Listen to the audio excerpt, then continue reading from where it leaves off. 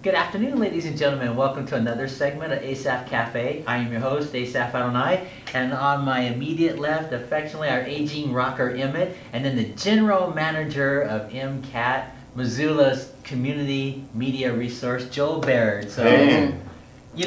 Before we start, let me just do this for you real quick. All right.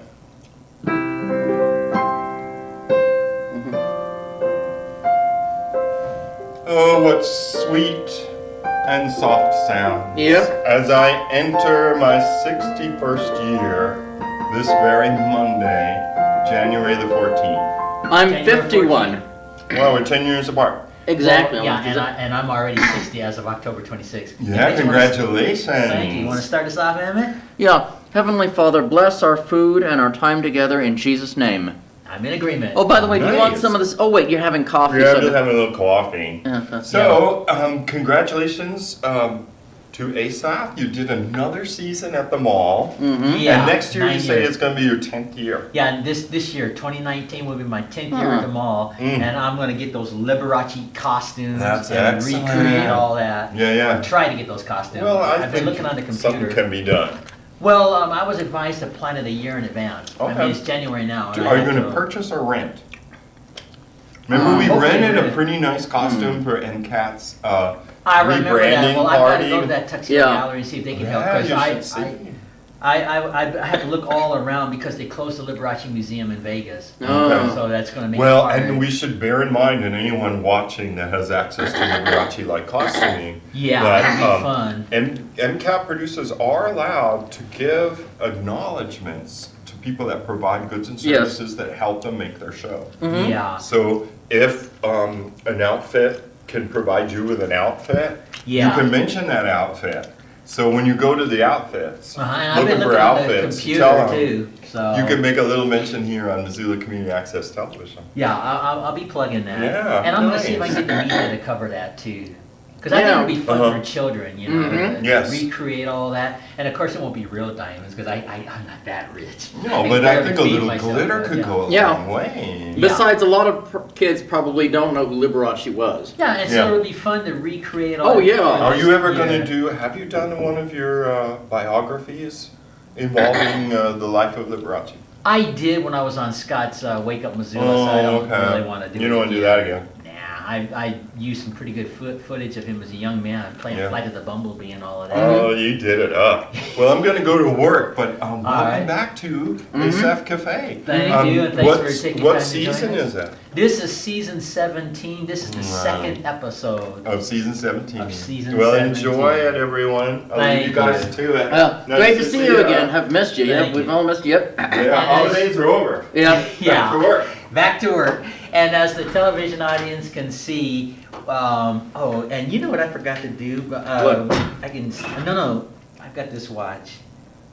Oh, yes. What I'm going to do is I'm going to set this at the top of the hour. Mhm. And we've been on 5 minutes, so about a quarter to, Yes. according to this watch here, Mhm. I'll stop. So anyway, Well, yeah, if no, we've been- I'm going to go by this here, so it won't be Quarter confusing. to. But- It's not the right time. I just put on the top of the hour this watch here. Okay. And now, don't worry, Mhm. we'll be fine. So when it gets to a quarter of the hour, as far as what's on this watch, All stop right, the all right. show. But anyway, the backdrop here, thanks to Scott Ramp, Mm-hmm. we are on the set of Spiderman Uh-huh. the Movie, Mhm. with Tobey Maguire. Mm-hmm. And it's beautiful having some of the backdrops Mhm. there, the scenery, the trees or whatever it is. Mm-hmm. And I'd like to do a tribute to Stanley. Stan Lee and then talk about Buck Mhm. Rogers, the Mhm. 25th century, and some of the characters. Yes. So we'll start this off with the familiar song, just the lyrics. Spider-Man, Yeah, yes. Spider-Man does whatever a spider can. Uh-huh. Spins a web any size, catches thieves just like flies. Look out, here comes the Spider-Man. And then they got Yeah. all that music there. It goes Oh, yeah. something like this. You know, I just realized something after all these years. You know how a spider has about, don't they have 8 eyes or something? Or several eyes? Well, why didn't Spider-Man have like 8 or 3 eyes or several eyes like a spider? If he wants to be Spider-Man, that should be on the costume. Not 2 eyes, but several, like a real spider does, and some fur. Well, you'll have to take that up with Stan Lee if he were here with Yes. he's the creator of that. Yep. And then the other parts of that, is he strong? Listen, bud. He's got radioactive blood. Mm-hmm. Can he swing from a thread? Take a look overhead. Hey there goes the Spider-Man. So that's Yes. the second verse. In the middle part, in the chill of night, at the scene of a crime, like a streak of light, he arrives just in time. And then the conclusion, Spider-Man, Spider-Man, friendly neighborhood Spider-Man, wealth and fame, he's ignored. Action is his reward. To him, life is a great big to him, life is a great big bang up. Wherever there's a hang up, you'll find the Spider-Man. Interesting. I don't know if I read that properly. Yeah. But then I'm no I haven't singer, so seen I'm the not cartoon since I lived in Tucson, Arizona in Well, 1981. the cartoon came out in 1967. I did not know that. Yeah, and of course Stan Lee was already on the scene. So Uh-huh. we're gonna in this version of Asaph Cafe, we're gonna primarily talk about Stan Lee, or do a tribute to him, because Stan Lee did characters like Iron Man, the Fantastic Four. And I love the Fantastic the Four. That was Black good. Panther, Never heard of that one. Ant-Man. Never heard of that one either. Well, those are the newer characters.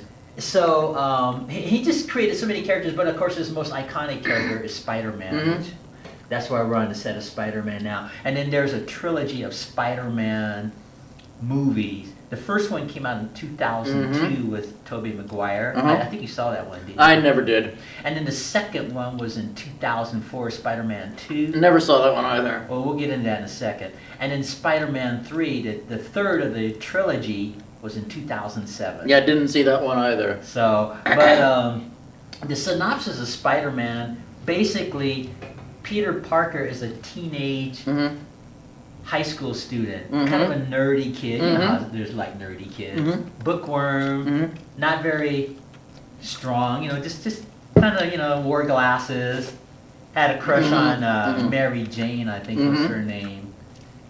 And he's just your average, typical high school kid. But they go on a trip to a laboratory, and they had this genetically enhanced spider in a cage, in a laboratory, and the spider got out while the high school students were walking around, and it crawled up Peter Parker without him realizing it, and then when he realized there was a spider on him, the spider bit him in the hand. And so then his physical body began to change over a period of time. He started getting muscles all of a sudden instead of working out. And then the glasses he wore, he took the glasses off because he could see, like 20/20 vision. Yeah. So, and then he started noticing things like being able to stick on the wall. His strength just came. And then he eventually designs a costume, at least in the film, and he called himself the Human Spider. Interesting. But, and then to test his powers, he gets into a cage match with Bonesaw McGraw, who was really Randy Savage, the pro wrestler. And so he gets into this cage match, not knowing it was a cage match. And Bonesaw's like, "Hey, freak show, you're going nowhere. I got you for 3 minutes. 3 minutes of playtime." And he was going to mess with him in the ring, right? But Peter Parker had his powers, so he was able to get that big wrestler off of him. Like sticking on the cage, and so that the wrestler couldn't get him, and jump on him and stuff. But then eventually, tragedy hits the family. And when Uncle Ben is killed in a robbery, he decides to use his powers to fight evil, crime. So that's kind of the synopsis of Spider-Man. So Interesting. that's how it starts. Of course, in the movie, but prior to that, they had like the cartoon, like and that's pretty much the same thing, Yeah. So, but Stan Lee left the world some wonderful characters, And are you familiar with the characters of the Fantastic Four? Mm-hmm. I love those. Now, the first one was Ben Reed, I think was his Yes. name. He's the guy that could stretch. Oh yeah. Stretch, Mhm. you know, Mm-hmm. to all different forms and Oh, shapes yes. and stuff. And then there was, I can't remember the young lady's name that could turn herself invisible. But You know, she went on to marry Yeah. Reed eventually in the comic books or in the Yes. cartoons. I believe they eventually got married. Yeah. So they did, as had a the matter of fact. invisible girl that could Mhm. turn herself invisible, Mhm. and then they had I can't think of his name. He's the guy that can turn his body on fire. The Human Torch. Yeah, the Human Torch, and then finally was the Thing. Yeah. Ben Grimm, Yep. the brick guy that was He'd incredibly always say strong. on the cartoon from the 60s, it's clobbering time! Yeah. I want something to clobber. It's Yeah. clobbering time! Oh yeah, because I saw the it's cartoon. clobber time. Yeah, he just would clobber folks, you know. Yeah, I saw the cartoon from the 60s. It was only a short, 10-minute cartoon. But it was very good. It used to be on Cartoon Network. Remember, folks, when Cartoon Network was actually a very good television channel? It was a very good television channel that had all the old science fiction cartoons like Space Ghost and the Herculoids and the Fantastic Four and even Birdman. And Transformers and a few other things. Do you remember that? Now they just have a lot of garbage, I think. Yeah, you're probably right. But oh yeah, and Thundercats and a few other things. Now it's just terrible. But I saw the Fantastic Four on Saturday morning when they were showing science fiction cartoons from the past, and I loved the Fantastic Four. Then they made a couple of more Fantastic Four movies around 2005 and 2006. Okay, I wasn't aware of that. Those were very good. Just Fantastic Four the movie, and then Fantastic Four: The Rise of the Silver Surfer. Both of them had their arch nemesis, Doctor Doom. Doctor Yeah. Doom? Yeah. Okay, I wasn't familiar with that.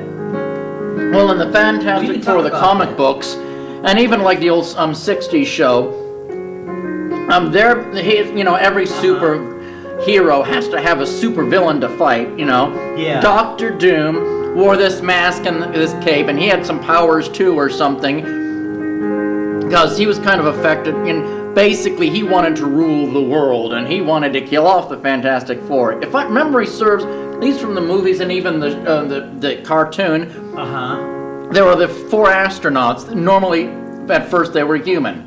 Okay. They went up into space, and there was some sort of There was meteor a storm. cosmic ray exposure that Yes, exactly, when and they were in mutated space. I do them. know that the Fantastic Four, before they became the Fantastic Exactly. Four, they got exposed to cosmic rays Yes, they did. and stuff like that. So, And somehow so did this business owner, and I don't remember his name, but he used his powers for evil and became what he called himself Doctor Doom. And he wanted to wipe out the Fantastic Four. He had this evil-looking costume similar to something like you'd see in Darth Vader or something, and he wanted to rule the world, and he had powers too of lightning bolts and a whole bunch of other stuff. It was really cool. It wasn't one of these things with plot and characters. It was just these 4, humans transformed with superpowers, and Doctor Doom, and a whole bunch of superpower type of stuff. And I liked it. Simple, to the point. you recognize this Transformer? Yes. Yeah, I loved it. Yeah. Yeah, very good.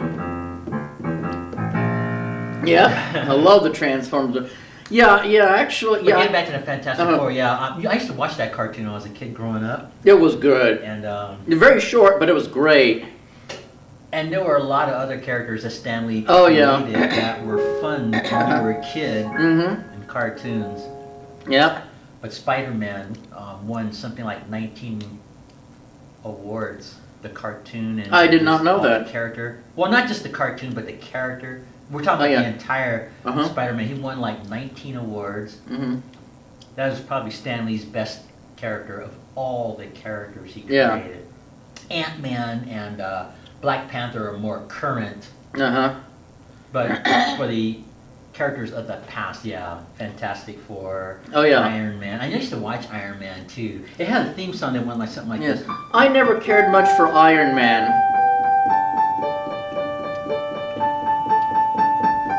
Yeah.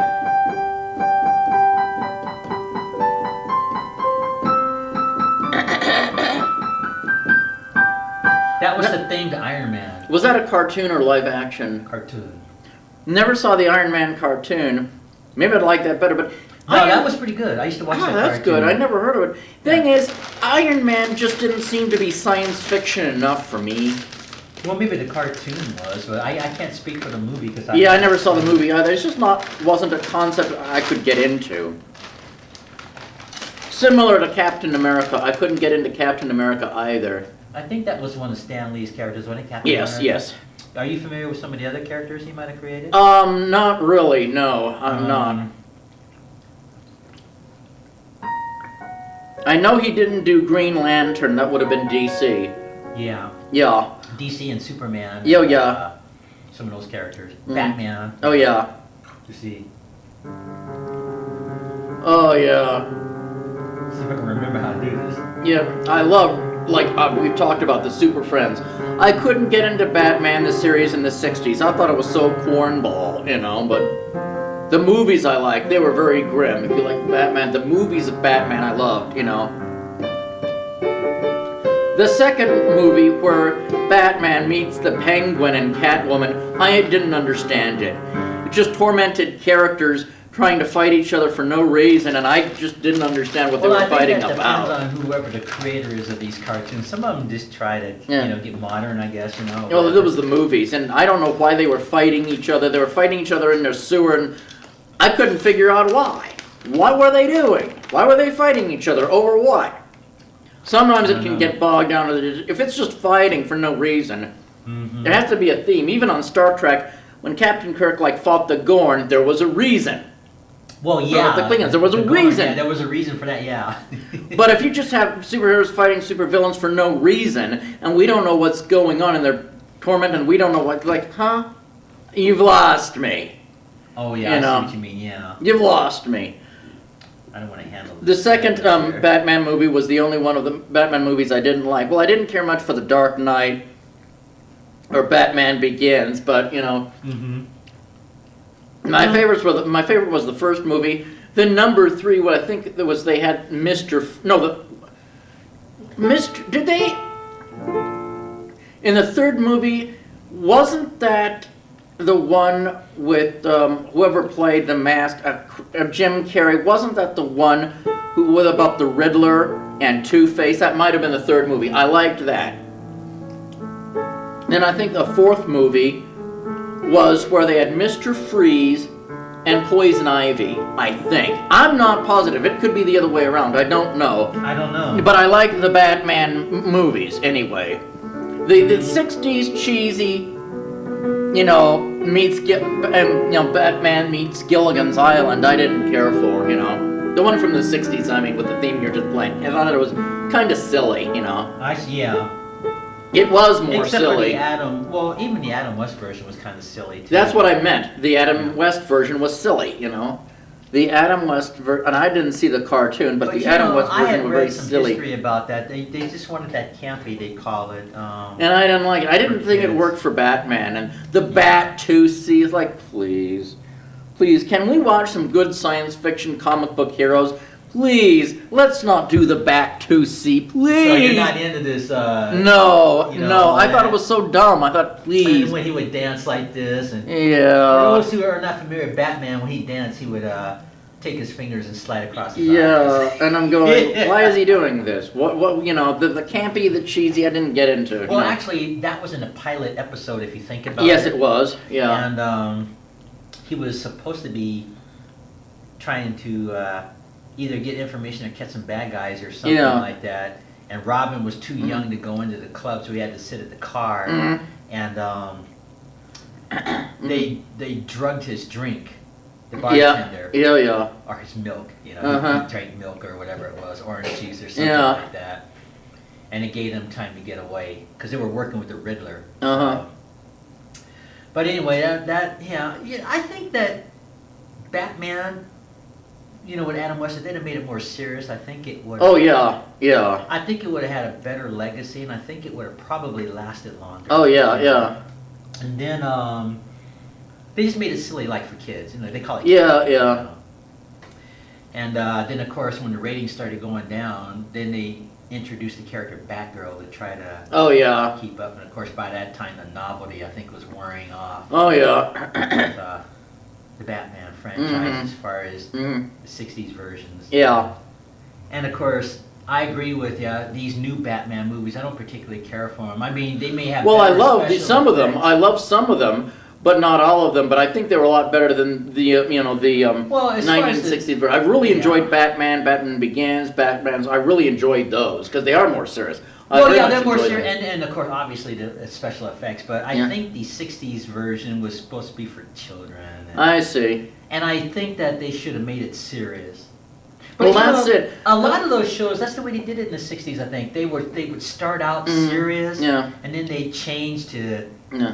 cater to children, like Lost in Space. Exactly. Remember how serious Dr. Yes, Seuss' yes. character was? They should have Mhm. kept it that way, but Yeah. But even Spider-Man the cartoon, it was serious. It wasn't cheesy. It was no, good. that cartoon And that was for kids. It was on Yeah. Saturday morning for kids, so you Just just probably live action would. I guess maybe the execs thought that Yeah. it might frighten kids or something Yeah. like that. I don't Because, know. like, even, oh, good gravy. There have been, the Transformers was serious, but it was for kids. Uh-huh. So you don't have to make it silly and campy just if it's for kids, because there have been a lot of serious science fiction shows that are not campy for kids, like some Transformers or even the Super Friends Uh-huh. was serious. It had some serious stuff, the Challenge of the Super Friends and the Super Friends. I see. It was serious, but it was for kids, Action for kids. It wasn't silly. Sometimes the Super Friends were in real danger. Even one time, it was pretty cool. For some reason, the Super Friends were shrunk in miniature, I don't know, by maybe it was the Legion of Doom, or I can't remember. They were captured by bees or wasps or something and put into the honeycomb, and the bees, sealed them up with honey, into the honeycomb, Uh-huh. and it had the music, dramatic music, dun dun dun dun dun dun, That was pretty rough stuff, but it was still for kids. So, and the Super Friends were able to escape, but that was pretty cool. Yeah. So they were able to do serious stuff. You don't have to just be, campy like Alf, just to appeal to children, There's violence for kids and violence for adults. Obviously, the Spider-Man cartoons and Challenge of the Super Friends wasn't R-rated, I think that cartoon, even though it was a cartoon, the context Yeah. was more serious. Like you That's were what I saying. loved. That's what I loved. And I don't know, I'm not an executive, but Uh-huh. if it were me, I think that all, like Lost in Space, Yes. Voice at the Bottom of the Sea, Yes. all those should have been serious. Oh, instead of absolutely. those silly monsters that they put in there Absolutely. later. They put those dumb, silly monsters in Lost in Space and Voice Oh, at yeah. the Bottom of the Sea. Yeah. Hey, remember watch Voice at the Bottom of the Sea when they No, I first came never out, the did. black I and never white did. ones? Yeah, they had like espionage and people being murdered and Uh-huh. that. And I guess like history says, they Mhm. wanted to cater to kids. Same with Superman, with George Reeves. Yes. When that first came out, Yes. how serious that was. I remember. And Then it became campy, yeah. yeah, all those Voyage, Lost in Space, Superman, Batman, they all became campy, Yeah. and I think a novelty wore off. Yeah, yeah. So, but even if they stayed serious, we Mhm. don't know how long it would have lasted. History we'll never Mhm. really know. Yeah. But Lost in Space still has the Mhm. the older generation still appreciates that show, even though it got a little silly. Yeah. With some of those monsters on Oh, it yeah. and stuff. But I guess that was the mind of Irwin Allen at the time. Yeah. And stuff like that. Mm-hmm. But anyway, getting back to this tribute with Stan Lee, he probably will be Mhm. best remembered for leaving all of humanity, all these Oh, wonderful yeah. superheroes, the Mhm. majority of them, I Mhm. would say, Mm-hmm. and stuff like that. Especially Spider-Man. So you and I are on with Spider-Man, and that's pretty cool. Yeah. Stuff like that. Yeah. So, They don't have Saturday morning cartoons anymore. I know it. I miss Saturday morning cartoons.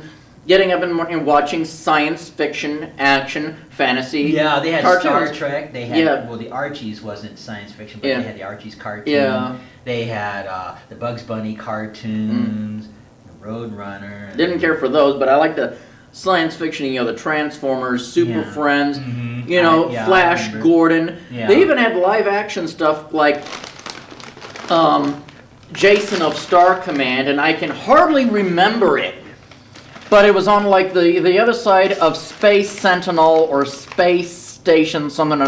Because this was after Star Wars came out, so they wanted all the science fiction stuff. They had this kind of moon type base that had something called Space Station Sentinel or something. And it really was an action adventure. It was about just kind of a group of explorers trying to find out things. But on the other side of that was Jason of Star Command. Well, Star I know Command. of that. I've never actually watched it, but I know of it. When I first saw it, I couldn't get into it. Then I saw it later, and I loved it. It was about Jason, and Star Command was to protect Earth and the satellites from alien invaders from beyond space, that kind of thing. Okay. There was some sort of evil prince, another kind of overlord that wanted to rule the galaxy. Mm-hmm. And he kind of had an eye patch and a costume. And what he would do would send out robotic space fighters to attack Star Command, and then Jason of Star Command would send out robot fighters to go into a robot fighter type of thing, you know, and there'd be lasers and spaceships, and you know, space fighters fighting other space fighters and that kind of thing. Uh-huh. I liked it. Jason of Star Command was really cool. I think it was a lot better than Space Sentinel, but I'd have to look up Jason of Star Command on the internet, you know, to find out more about it, because I liked it. Mm-hmm. I really enjoyed it, you know. It was Yeah. only on for a couple of years, but I liked it, or a year. I can't remember. I liked it. Yeah. But they don't have that stuff on Saturday morning. I guess they figure that most people have cable, and they can watch Cartoon Network, or they can That's watch the probably Disney what Channel. it is. Yeah. That's probably what it is. Because there's the Disney Channel, there's Cartoon Network, we've got Disney 2, we've got, you know, Sprout TV. Mm-hmm. And actually, for a while, you know what?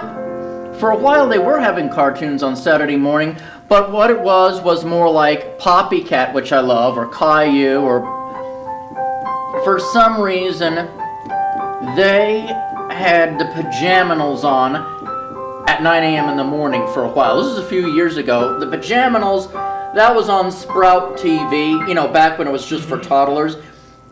The Pajaminals could put you to sleep with the equivalent of 10 elephant tranquilizers. It was so tranquil. I liked it, but I couldn't watch it because I'd be asleep in the next few seconds. It was about these animals kind of who were in their pajamas trying to get ready for bed. Maybe they had been wound up, and then they had soothing lullabies, which would put anyone to sleep. Mm-hmm. And if it's at 8 o'clock, I want to stay up for another hour. I can't just be zonked out like that. It's perfect for kids who need to get to sleep. But they were putting the Pajaminals on at 9 a.m. in the morning, so kids would be zonked back to sleep or something. I guess I wasn't aware of that. Yeah, it was a really nice cartoon. But you know something, in 1986 or 87, one problem that killed Saturday morning cartoons, and I heard this on the radio. There was a Parents Advisory Council saying children's cartoons on Saturday morning were too violent. They need to tone down the violence.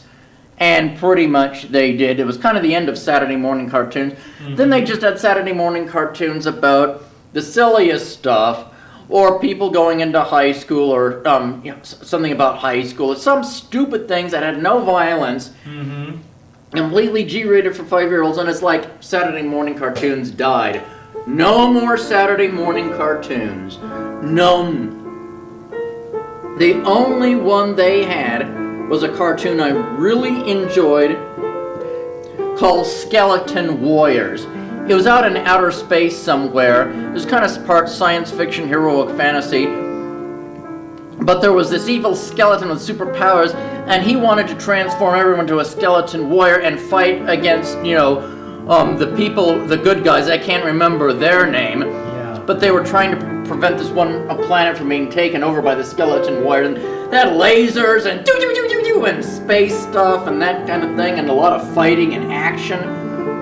It was only on for a year, and I only had a few episodes, and I loved it. Okay. That was the only cartoon that was any good. And all the parents trashed Skeleton Warriors and thought it was terrible, you know. I guess I don't know that cartoon, but It was around the mid-90s, like 1995 or 96 or 97. Really cool, you know. Well, maybe it's a political correct. Oh, it was the politically correct crowd that couldn't stand it.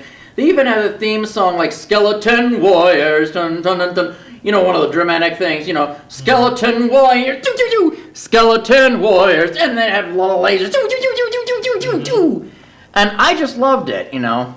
So was Skeleton Warrior, was he a good guy or a bad guy? Skeleton Warriors were in an evil group of aliens or something that were like skeletons. They were transformed into just being skeletons, but an army of light or something were trying to fight them and prevent the Skeleton Warriors from taking over some planet. It's been a while since I've seen the cartoon. I have it on DVD as well, the whole series. But it was a lot of fun. I don't remember that much. I guess I don't know that. It was a lot of fun. But all the parents complained it was violent, and it had no redeeming value, and it wasn't politically correct, or whatever, you know. Yeah, well, that's the way of world is we live in, yeah. Yeah. Then after that, the only cartoons they had on Saturday morning were like Poppycat or stuff from Sprout TV. Then, if you've noticed, no more Saturday morning cartoons. None. Not on ABC, CBS, NBC, none. They just have sports stuff or news stuff, you know, and that's it. I think I noticed that there's not a lot of cartoons anymore. Yeah, there just aren't. And on Cartoon Network, it's all this stupid stuff that I can't even remember a lot of. I can't even remember. Well, I don't have cable, so Yeah. I'm not. I do have cable. I'm not as familiar with Cartoon Network. I know what it is, but Yeah. Used to be great, all this old science fiction cartoons, not anymore. yeah. I'm disappointed by Sprout TV. Sprout TV is now Universal Kids. They've got some stuff for toddlers in the morning and afternoon, but in the evening, they have like The Voice for Kids, Top Chef Junior, you know, American Ninja Warrior for Kids Junior, and some stuff for more teenagers. Oh, I see. Yeah. So, Sprout TV used to be 24 hours, only cartoons, or Sesame Street for toddlers. And that was all they had. That was fine by me. Toddlers need their own cartoons and their own, you know, baby TV network. It was wonderful. They had like Caillou and Poppycat and Thomas the Tank Engine, you know, Thomas and Friends. And a few others I didn't care much for, but that's what they have repeated throughout the day, you know, and Barney, and don't care much for Barney. But that's needed. I know they have baby TV, and that's kind of nice. The only show I like is Squeak. Have you ever seen baby TV? It's on Channel 100. I've never heard of it. Yeah, it's literally for babies, for 1 or 2 year olds. And I thought, what is up with this? What kind of programming? It's adorable. It's very peaceful. Squeak is about 3 little mice that live in the TikTok house. It's supposed to be educational, but Todd, Tizzy, and Toot are 3 little mice, and you know they have this kind of play area with balls and even forks and things and that kind of thing. It's adorable, and they play I Spy or this and that, and then sometimes they have, you know, Once Upon a Time where they read a story, and then they sometimes have, what time is it now? It's TV time. Turn it on, turn it on. What they watch is just images of preschoolers at preschool playing with different stuff or eating pasta or making arts and crafts, and it's sweet. It's adorable. Okay. It's the sweetest. It's like for 18 minutes, but it's the cutest thing ever. And they learn stuff about the moon or various objects or colors or shapes. And they sing various stuff. They even sang, guess what my favorite one? They discovered this crazy crayon. It was crazy crayon, spin around for me, and it would draw something. And you know what it did draw? A washing machine. And they started singing a song about washing machines. Washing machines, washing machines, washing machines spin. Rumble, tumble, squee, spin. Washing machines go around. Oh, I just loved that. You know how much I love washing machines. Oh yeah, that's why we did a cafe and laundromat. Or they even built a tractor and some things out of spools and things, and then they would sing a nice little song like, chun dun chun dun chun dun dun dun in our little tractor, bum bum bum bum bum bum bum, and here we go around, bum bum bum bum in our little tractor, oh dun dun dun dun. Yeah. Oh, and we got about 10 minutes left. We wanted to cover Buck Rogers in the 25th century. Yeah, first I want to sing another song by Squeak. ahead. It is the cutest thing. It's on at 4 o'clock and 8 o'clock if you want to see it on channel 100. It's adorable. But there was this other song. It was so cute. They were pretending, to be at a cafe, actually, a restaurant with some food and everything. And they pretended to drop the dishes, but there was a fly in the soup. And, wait, we're pretending. And they made a song like, pretending, it's good for you and me. But then another song, we're just pretending, just to have a meal. We're just pretending, it's not real. Yum, yum, yum, yum, yum, yum. When you're pretending to have a meal, yum, yum. Wait, well, there's not a fly in my soup. No, there isn't. It's just pretend. We're just pretending, just to have a meal. We're just pretending it's not real. Yum, yum. It's so cute. You just want to take those 3 little mice and hug and kiss them. They are so cute. That is about the cutest show on TV. It is 18 minutes of just plain playing adorable. I mean, you don't want anything scary, not even like the Super Friends for toddlers or babies. Yeah. So, I mean, I think it's just adorable. But Buck Rogers... Back to more adult thing. Buck Rogers was fascinating. So was that your favorite of the, or one of your favorites from the science fiction? One of my favorites. Not as good as Battlestar Galactica, but... Okay, but they were by the same creator. Yes. Glenn A. Larson, I believe. Yes. Yeah. Buck Rogers was based on the comic strip and the serial from the 1920s. Remember I didn't that? know that. Yeah, I know of it, but I didn't know that. Yeah, they had that, and they had the old character like Dr. Who and the same thing. Basically, Buck Rogers, I think it was the year 1987 or 97, I think 87, because this came out in 1978. NASA had launched the last of its deep space probes. Buck Rogers' rocket got frozen somehow, and he was finally revived in the 25th century.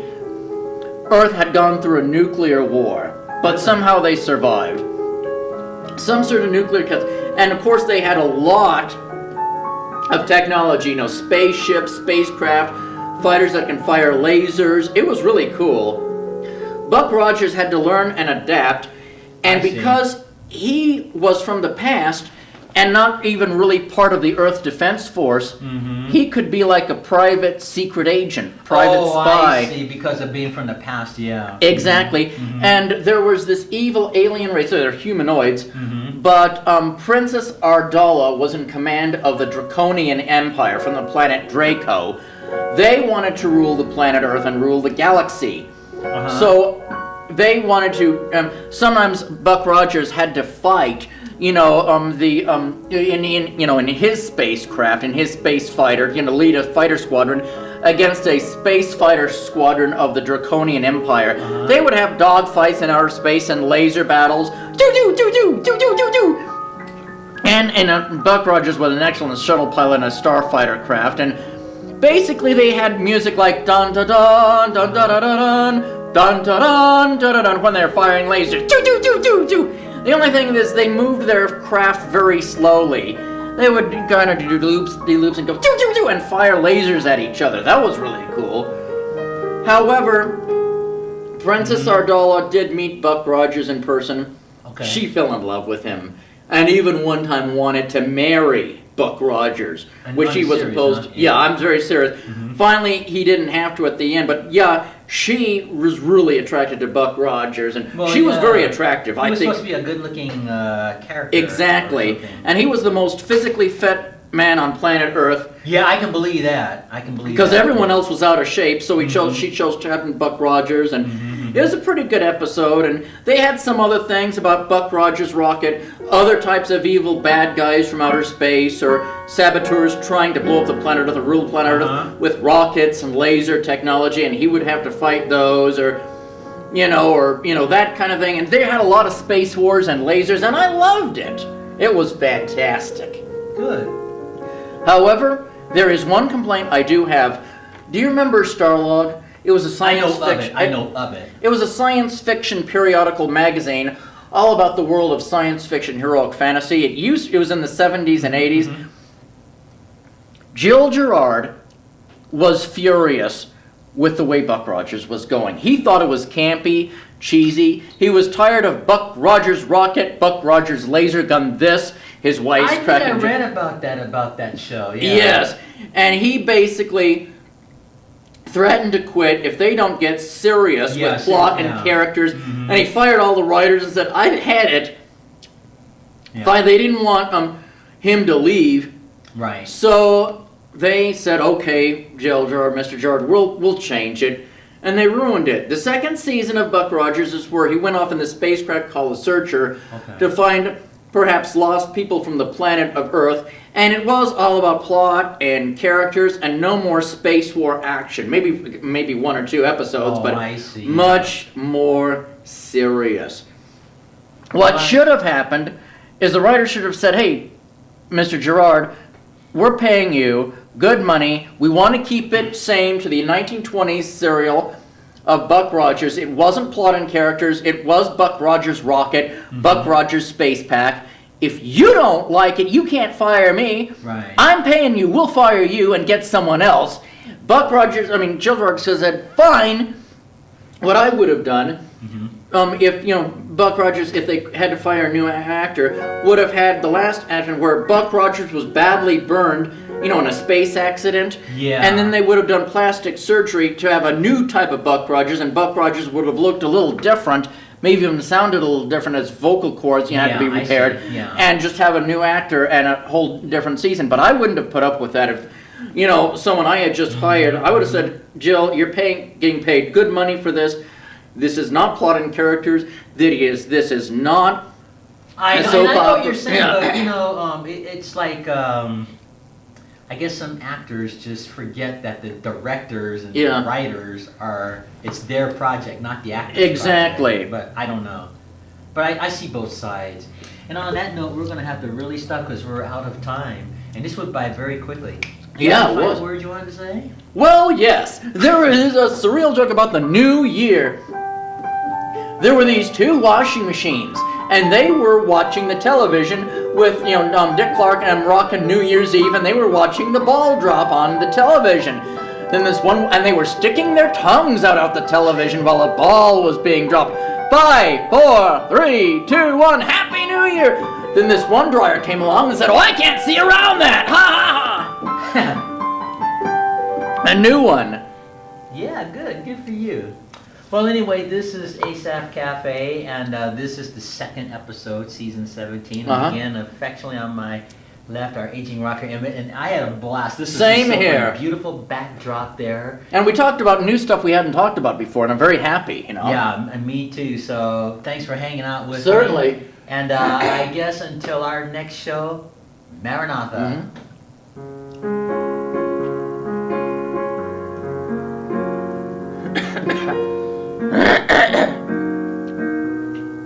Well, just freeze there and make yourself at home till I shut everything down, and then I'll make you a copy. All right.